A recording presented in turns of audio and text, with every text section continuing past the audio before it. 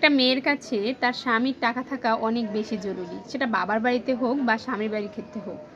আপনার স্বামীর যত বেশি টাকা বাবা বাড়ি এবং শ্বশুর বাড়িতে ঠিক আপনার তত বেশি সম্মান।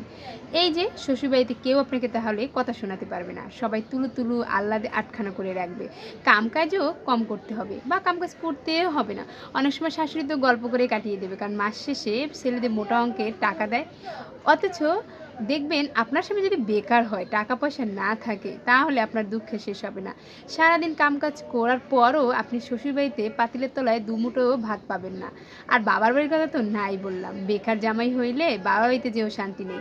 আপনার জামাইয়ের জন্য ভালো মন্দ কিছু রান্না হবে না। কথা শুনতে হবে পাড়া প্রতিবেশী সহ মা বা বোন এবং ভাবিদের। কথায় কথায় খোঁটা দেবে। দুবেলা দুমুঠো ভাত খেতে গিয়েও শান্তি পাবেন না।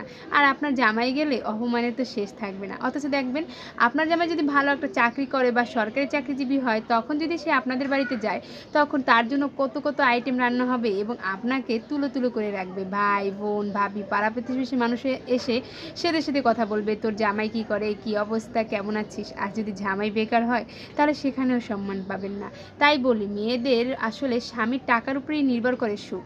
স্বামীর যত বেশি টাকা, সেই বউয়ের তত বেশি সম্মান, সেটা বাবা বাড়ি হোক বা স্বামীর বাড়ি হোক।